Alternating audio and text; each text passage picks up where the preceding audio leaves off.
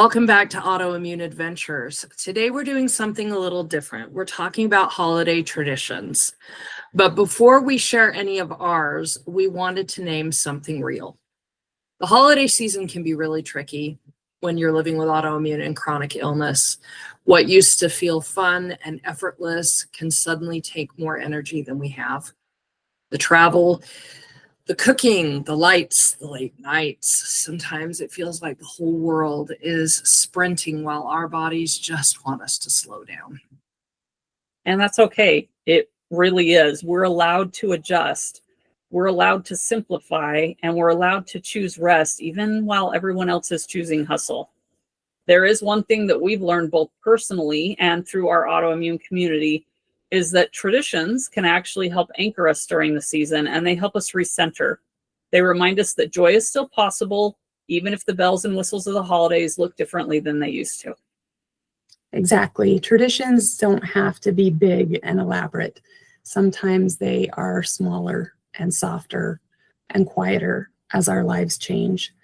But having something to look forward to, a ritual, a moment, a practice, it helps make this time of year feel meaningful instead of overwhelming. So today we're sharing a few of our personal traditions and the ones that still bring light into our homes and hearts. Some of them we've had to adapt and some stay the same, but all of them remind us that the holidays can still hold beauty even in the middle of a hard season. So I will go ahead and start with Christmas Eve, because that is kind of my family's thing. And I think I inherited that a little bit because we had some special Christmas Eve traditions we did growing up. We would read the Christmas story. Sometimes we read other Christmas stories like the Polar Express or watch movies together. My kids all love to do that still. They're all adults, but that is something we do together. We also, sometimes we do a little, almost, I don't know if you'd call it a lesson per se, but we do kind of sort of a lesson. We talk together about something that's meaningful, Christmas related, service related, something that is just, brings a little spirituality into it. And we do what we call our gifts to Christ, which is basically choosing to serve more. Maybe you're saying you're going to try and be more patient the next year, whatever it is, forgive someone, strengthen a relationship. There's all kinds of things. It's just whatever you feel personally you want to give back to the Savior for the season. And that's kind of our spiritual aspect of it. Our fun aspect is that we also do matching Christmas PJs. And we tend not to do as much of the traditional, like cutesy ones that you see. We sometimes will design our own t-shirts, and we do very personalized, crazy little things that we do for our Christmas PJs. And that's our moment of silliness. We always get a family portrait when we do that. We usually, along with reading or watching Christmas movies and reading books or watching Christmas movies, we also will play board games and do things. And we just kind of stay up a little later, have treats, have a good time together. We usually have eggnog, and that's kind of our big time. And then that's kind of our special family time. So that's one of my big favorite traditions. Now we're going to have Annie Toro Lopez, who came on to talk to us about food, come and talk to us about some of her things that she loves traditionally. And then we'll come back and we'll share more of ours. We often celebrate Yule, and we do burn it, the burning of your, getting rid of the old and bringing in the new with fresh. And when we do Yule, we've done like a dinner where like everything is very basic and we don't use any electricity and just and everything is candlelight. And so that's been, but it's, the return of the light of the world is a worldwide event. It's a big thing, right? Yeah. All right. So for me, my favorite tradition actually starts on my birthday weekend, which just happened. Every year, Doug and I go and buy a Christmas tree. It's the thing I look forward to every winter holiday. We bring it home, we put on music, and then we take our time decorating it slowly over the next little while. And there's something about that unrushed part that feels really special to me. like the season is allowed to unfold gently instead of all at once. Another tradition that means a lot to me is putting up our nativity. That's always been sacred to us, and it's a moment to pause and really reflect on our spiritual meaning for our season. And then there's another really important part of our holiday season. We celebrate Hanukkah. One of my closest friends is Jewish, and years ago, she taught me what all the traditions meant, the history, the symbolism, beauty of the light being restored. And because of that relationship and the deep respect I developed for the meaning behind it, our family began lovingly observing Hanukkah as well. So we light the candles each night, we honor the story and the miracle, and we reflect on what it means to bring light into the world, especially during a season that can really feel dark for so many people. So even though I'm Christian, I have such a sincere appreciation of the Jewish traditions and the richness that they bring to this time of year. So it has become one of my most meaningful parts of my holiday. So now we're going to hear from Kellie Rhymes. She was with us earlier. She did her episode on alopecia, but she decided to come back for the holidays to share with us her family's traditions for Christmas and Kwanzaa. I would say some of the things that excite me is just the fact that we get time off to intentionally spend with family. So this is like a time of year where, normally we don't get together that often or as often as we used to as a family to sit down, have dinner, spend time together, open the gifts and do all of the things. So for me, it's really more about that, spending time with family.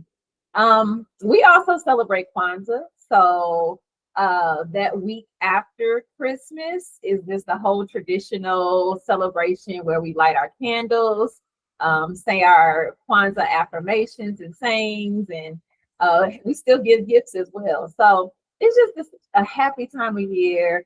Things are really calm. People are happy or happier than normal.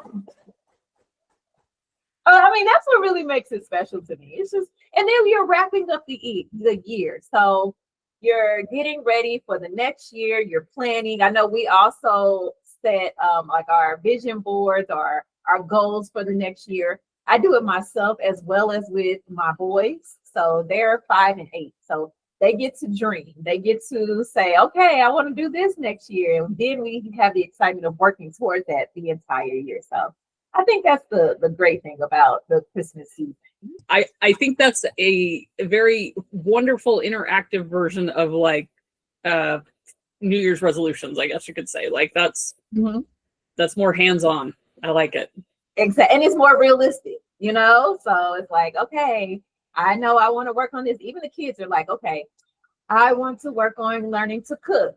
And then we know, like, okay, that's what we're doing this year. So that means when I'm in the kitchen cooking, I have to make sure they're in there as well.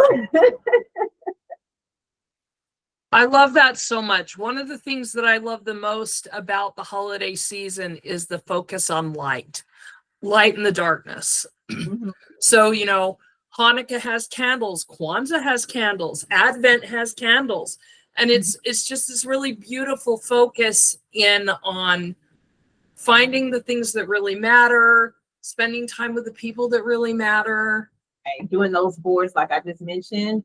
I think that is my favorite tradition because everybody gets involved. My mom, my dad, the kids, like everybody is engaged because, of course, everybody's looking forward to what's next and what they want to be clear about for the next year. So I think that's my favorite tradition.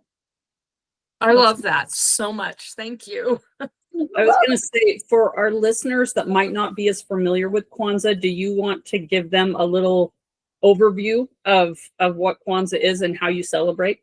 Sure. So Kwanzaa is basically, it starts the day after Christmas and it runs through New Year's Eve or New Year's Day. And it's 7 days where you have 7 principles. And it's all about building community, uplifting community, working together. We have different days for each principle. And on each day, you light a candle, you say the principle, and then we also talk about what we are personally going to do to work towards that specific principle for that next year. Or we can talk about what we've done. for that current year, what we've done towards that principle, and just how we want to improve and just be better people and be like just a better community in general as far as working together. That's a really beautiful explanation. Thank you so much. We really appreciate you coming on and sharing your wonderful traditions with us. And we wish you the very best this holiday season. Oh, and you are And absolutely with your welcome. new show. I'm so Thank excited for your show. Yes, I was like, for our listeners, Kellie's show, do you want to give yourself a plug for that? It's actually coming out very soon. Yes. So my show is called The Bougie Baldy Show. It's premiering on December 3rd on the Zandra TV network. So if you have a Roku, Apple TV, or Fire TV, you can download the Zandra TV app and you'll be able to watch the entire show. Basically, the show is about uplifting and providing support to women who have hair loss. So we're sharing real stories. We have businesses that have been created based off of hair loss, the owner's personal hair loss. And we're sharing our journeys and providing advice. And it's just a way to let other women know out there who are experiencing hair loss that you're not alone. And you can hear our stories to be able to relate, so that can help hopefully uplift you. Thank you, Kellie. We really love having you on, and we are so grateful that you're part of the autoimmune community. I wanted to talk about one of the traditions that I love most, that was instilled in me by our parents, and that is our holiday baking days. We fill up plates with cookies and fudge and toffee and caramel and all kinds of goodies, or whatever fun new thing we've tried this year. So we divide up the goodies, and then we divide and conquer, and we take all the plates around to our friends and family, our neighbors, and share that with them. But in recent years, it's kind of become a whole new tradition, a new adventure, if you will, that we have tried to tweak some of those traditional family recipes to make them a little healthier or a little bit safer for people with some food issues. And that might mean swapping in sugar-free ingredients, or trying a new kind of flour, or just substituting better for you alternatives into our old favorites. And it's always really exciting when the recipe turns out, especially when you almost can't tell a difference.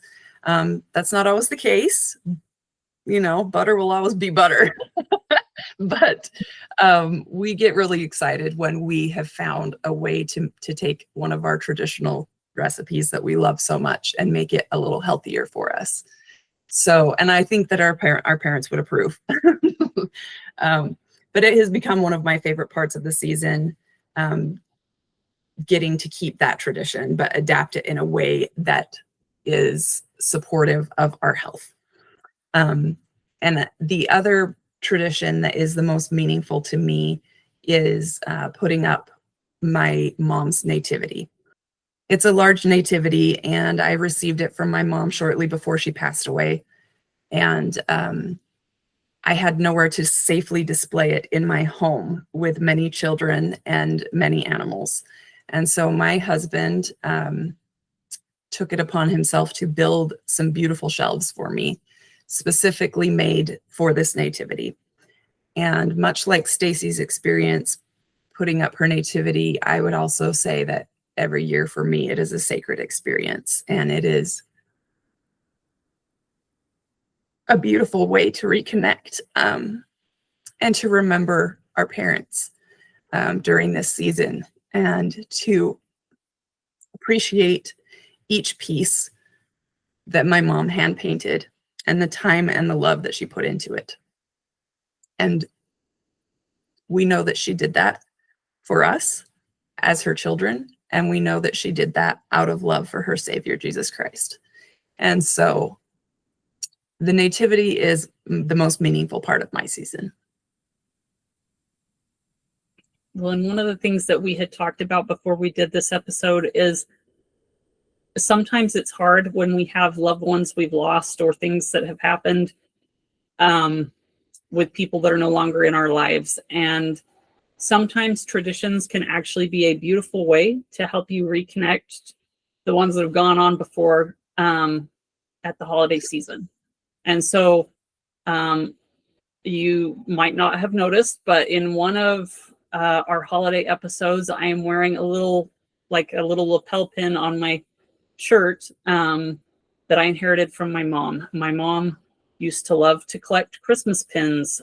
She was a teacher's aide, and the kids loved them. And so she could wear them like the whole month of December, starting, sometimes even November or whatever. She just loved Christmas pins.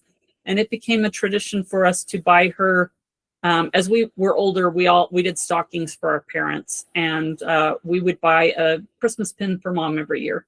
And so we all inherited some after she passed.